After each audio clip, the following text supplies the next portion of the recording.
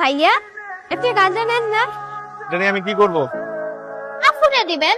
কেন আপু পাইলে কই? কিন্তু আইবো। আপনি এই গাঁজাটা নেন না। তুমি অনেক সুন্দর করে কথা বলো। কত একটা? 10 টাকা। তুমি 100 রাখো।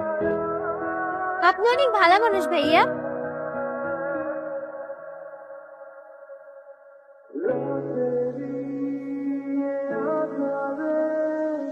কি সুন্দর গোলাপি ঠোঁট, আকাশি নীল রঙের শাড়ির সাথে কপালের ছোট্ট টিপটা যেন আগুন লাগিয়ে দিয়েছে চারিপাশ।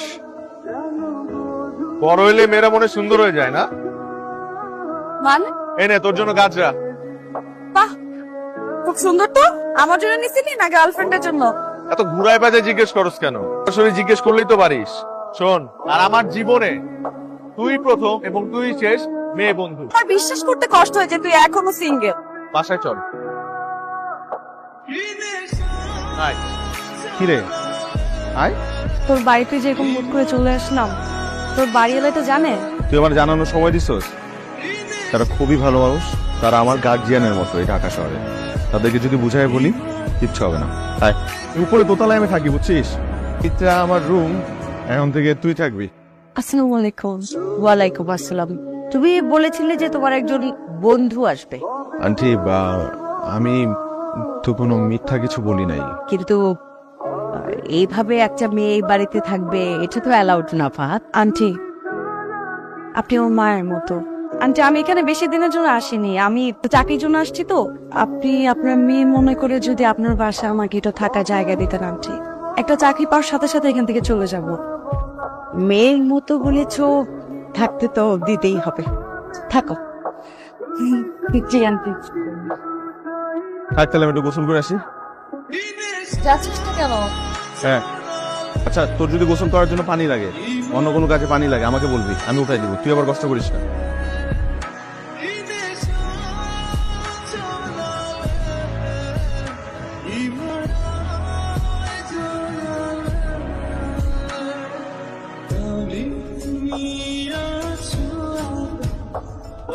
আসসালামু আলাইকুম আঙ্কেল। ওয়ালাইকুম আসসালাম। সকাল সকালে তো লম্বা সালাম, কোনো কিছু দরকার? এটা আবার কেমন কথা বললেন? আপনার আমি সালাম দিতে পারি না? ওঠো, বাইকে ওঠো। তোমার তো রাইডিং খরচ বাঁচলো। কি বাঁচলো না?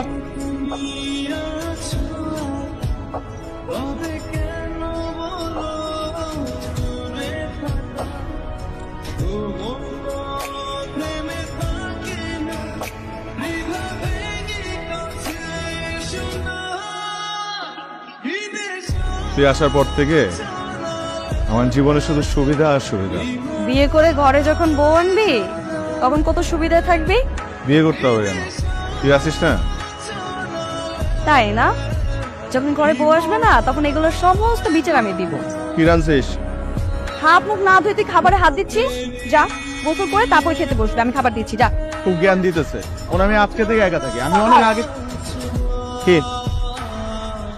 কিছু না, বল। রান্না ভালো না হলে আবার বকা দিস না।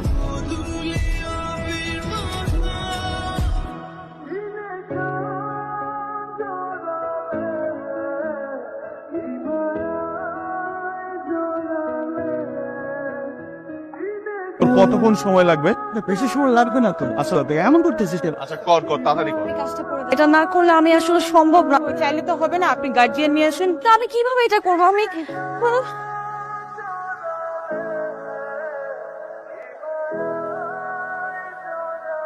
বাদল ছিল গ্রামের চেয়ারম্যানের ছেলে। আমরা একসাথে কলেজে পড়তাম। আমি ওর সাথে সম্পর্কে জড়াই, বলা যায় কিছুটা দরকারও। যেহেতু ক্ষমতাবান ছিল, মাঝে মাঝে ওর থেকে অনেক সুবিধাও পেতাম। আমার এই সুবিধা নেওয়াটাই আমার জীবনের সব থেকে বড় ভুল হয়ে দাঁড়ায়। আমাদের মধ্যে সম্পর্ক যখন ভালোই যাচ্ছিল, ওই সময় আমি বুঝতে পারি বাদল আমাকে ভালোই বাসেনি। যা ছিল সবকিছু ছিল মিথ্যা। ও যা চেয়েছিল তা পেয়ে গেছে দেখে ও এখন আর আগের মতো চায় না। আমাকে নাকি ওর আর ভালোই লাগে না। আমি যখন ওকে জানালাম আমি প্রেগনেন্ট, ও এটা শোনার পরে এমন একটা ভাব দেখালো, হচ্ছিল যে ও এ বিষয়ে দায়ী না। জানিস, আমি অনেক চেষ্টাও করছি সুইসাইড করার, পারি না। ওর একটা ডিসিশন নিলাম, আমি অপারেশন করব। কিন্তু তুই আমার কাছে এতদিন এই কথাগুলো কিভাবে লুকায় রাখলি? না, আমাকে তো একটাবার বলতে পারতি তুই এই কাজটা একদম ঠিক করিস নাই। দেখ ফাহাদ, আমি খুব অসহায়। আপন মানুষের কাছ থেকে মানুষ তখনই কথা গোপন করে যখন সে মানুষটাকে সে আপন মানুষ ভাবেই না। তুই হয়তো আমাকে কখনো আপন মানুষ ভাবিস নাই তো।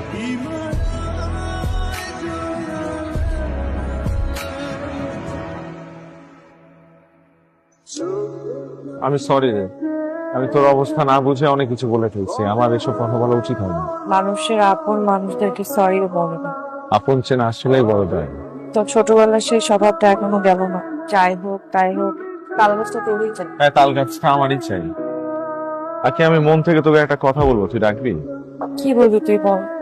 তুই অ্যাবর্শনটা করিস না প্লিজ, প্লিজ আখি। কি বলতেছিস বুঝছিস? তুই বুঝতেছিস তুই কি করতে চাইতেছিস? যে মানুষটা তোর শরীরে আসছে সেই মানুষটা শিশু, ওর অপরাধটা কি? হ্যাঁ দেখ, এই কাজ করার অধিকার সৃষ্টিকর্তা তোকে আমাকে কাউকেই দেয় নাই। এখন আমি যদি তোর কথা মতো ওকে পৃথিবীতে আমি কি বড় করবো? আমাকে জিজ্ঞেস করবে ওর বাবা কি, তখন আমি কি উত্তর দিব? আমি এত কিছু বুঝি না। তুই একটা জীবনকে এভাবে শেষ করে দিতে পারবি না। শুধু জন্ম দিলেই যদি সবাই বাবা হতে পারতো তাহলে তো হতোই। তো সন্তানকে যদি তুই জন্ম দিস তাহলে তুই ওর মা, তুই ওর বাবা হবি। আমার কথাটা রাখ, আমি তোকে কথা দিতেছি। আমি সবটা দিয়ে তোরা তোর সন্তানের জন্য চেষ্টা করে যাবো। তুই কেন এসব ভাবে জড়াচ্ছিস? যখন আমি চাই ও একটা জীবন পাক। আমি চাই না আমাদের হাতে একটা সুন্দর জীবনের মৃত্যু হোক। আমি যখন আসছিলাম তখন সব ডিসিশন নিয়ে আসছি। আমি আসলে এই বাচ্চাটা রাখতেই চাই না, কিন্তু তোর জন্য আমি আমার ডিসিশন চেঞ্জ করতে বাধ্য হয়েছি। তুই আমার চোখ খুলে দিচ্ছিস। দোষ করবো আমরা, আর ও কেন শাস্তি পাবো? তাই আমি সিদ্ধান্ত নিচ্ছি আমি ওর জন্ম দেবো। Proud of you. আপনাকে আসলে অনেক ধন্যবাদ এরকম সাহসী একটা ডিসিশন নেওয়ার জন্য। অনেকেই এরকম ডিসিশন নিতে পারে না। আপনাকে নিজের খেয়াল রাখতে হবে। আপনি চিন্তা করবেন না, আমি আছি। আর কিছু টেস্ট দিয়ে দিচ্ছি, নেক্সট মান্থে আসার আগে এগুলো একটু করে আসবেন।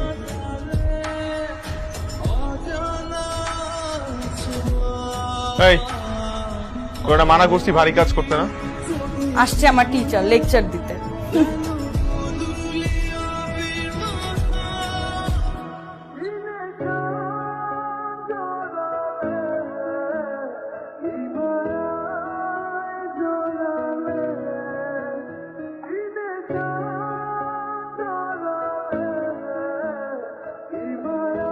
ওই 206 নম্বর রুমের পেশেন্ট, ওনার অপারেশন মানে কত টাকা কি? এই যে ফাইল বিল আসছে 45,000 টাকা।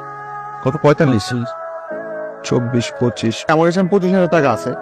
আপনি এটা রাখেন, আমাকে একটু সময় দেন। এই টাকাটা আমি আসলে আপনার রোগীর অপারেশন আছে, যার কারণে পুরো টাকাটা একসাথে দরকার। কোনো সুযোগ না। পার্ট পেমেন্টের কোনো অপশন।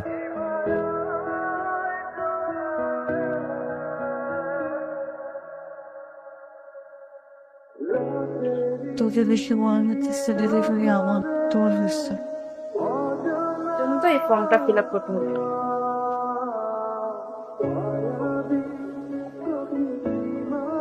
সবই তো ফিল আপ করছেন, কিন্তু বাচ্চার বাবার নাম তো লেখেন নাই। আমাকে